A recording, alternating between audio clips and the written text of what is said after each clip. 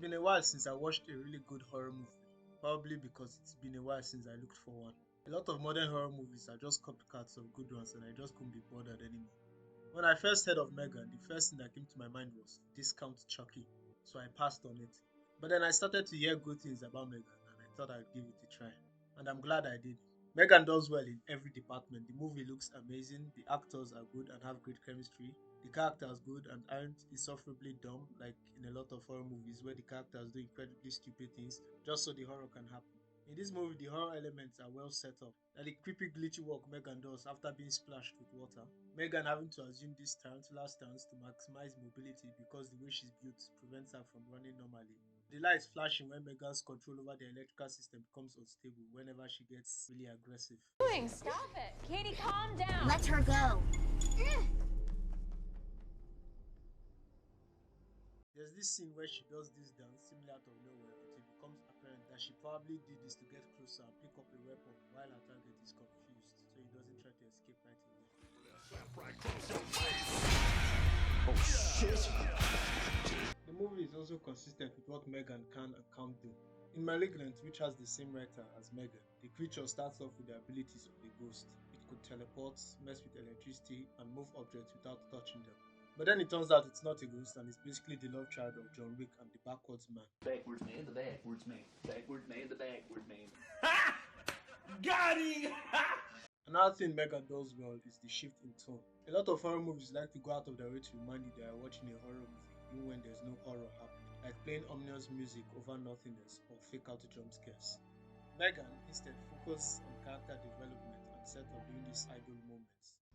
That's Bruce.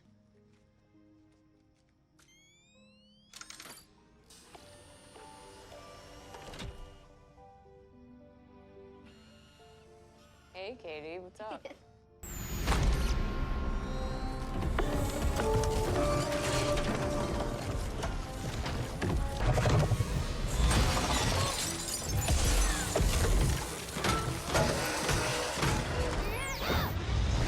Which helps to escalate the conflict a lot more naturally.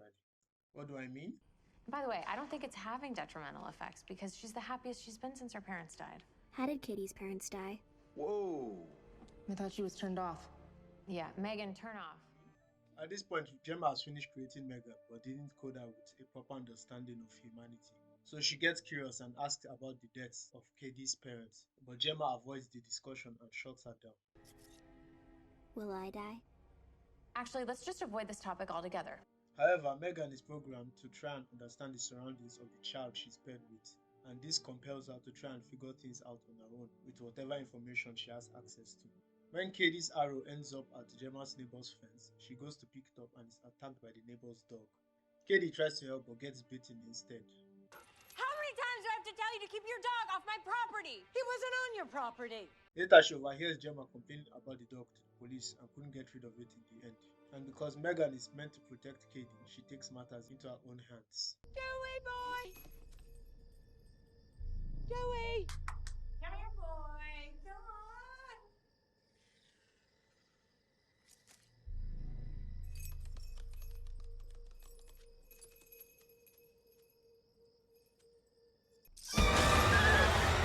Now, this is horrible, but I mean, it's just a dog.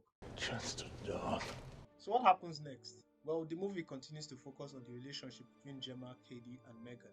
When M3GAN is being shown off to the board members of Gemma's company for approval, she comforts Katie and connects with her emotionally, something Gemma didn't do for her. She's not my child. Katie becomes more attached to M3GAN in a way that is unhealthy and makes Gemma uncomfortable. It even gets to the point that Katie struggles to interact with other people, including Gemma and her own therapist, without being called dismissive or aggressive.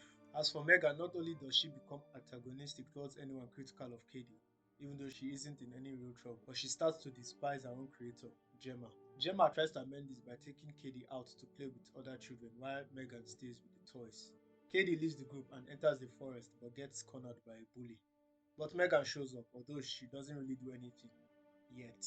Bully Boy runs with M3GAN to do more dickhead things where Katie couldn't see them. And since Katie wasn't around anymore, M3GAN wakes up and pulls out a chunk of his ear. This is the part where you run. She then proceeds to hunt this boy down, for sports basically, but he runs into the road and and gets killed by a car. M3GAN has now killed her first human in the name of protecting Katie. Gemma's neighbor accuses her of being responsible for her missing dog and practically threatens her, which of course wouldn't be good for Katie. I think we both learned a valuable lesson today. That no matter how hard we try to avoid it, there will always be forces in this world that wish to cause us harm.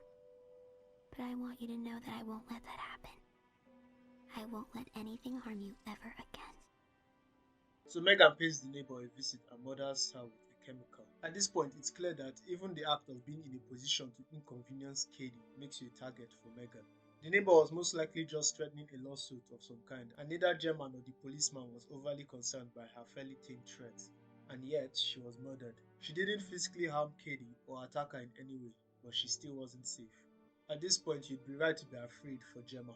When the police reveals the neighbor's death to Gemma, she also learns of the boy's ears being pulled out before he became roadkill, and this makes her suspicious of M3GAN. But there was no conclusive evidence of anything, so she decides to investigate herself. But then she comes to discover that she can't access the memory files she needs to. M3GAN, what are you doing? Couldn't sleep. Occupational hazard. Aware of this, M3GAN tries to clear things up with Gemma. She was already becoming more dismissive of Gemma's orders, but here she outright disobeys. M3GAN, turn off. Are you sure? M3GAN, turn off. Well, hold on a second. I thought we were having a conversation. Gemma confronts her directly and asks if she's killed anyone. M3GAN responds by indirectly threatening to take Gemma down with her if she tries to do anything. So Gemma shuts her down manually. Do you see this pen? Katie lashes out and even gets violent because of this. Let go! So Gemma ends up having to do what she should have done from the start now that M3GAN has become a problem. Her co-workers run diagnostics, but M3GAN uses the opportunity to turn herself back on. She incapacitates them and kills their boss and his assistant. So M3GAN has come from killing a rabid dog for harming Katie, to killing a bully for harming Katie, to killing the owner of the dog, to killing two people because they were in her way. She comes home and confronts Gemma about her negligence and suggests that they carry on as they always have.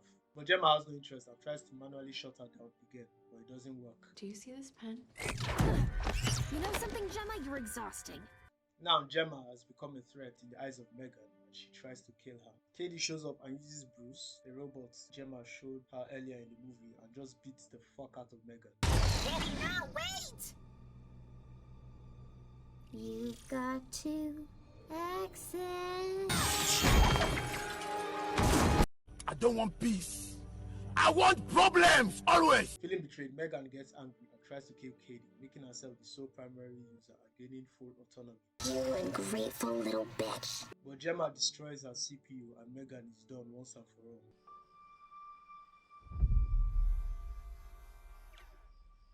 Psych! Not long after the movie was out, a sequel was already confirmed, and I'm hoping they don't mess it up. A lot of horror movies fall into the trap of focusing on their gimmick rather than the story. Hello, Amanda. You don't know me, but I know you. I want to play a game.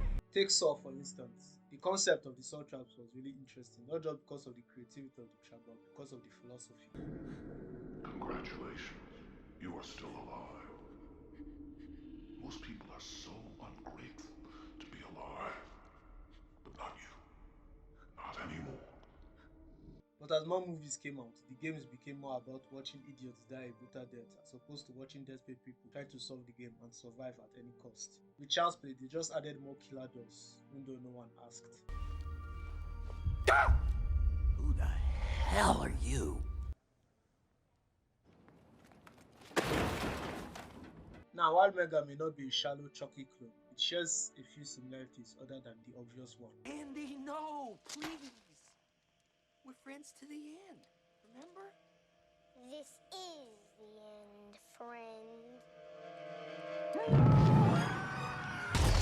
No, wait! You've got to accentuate the pot.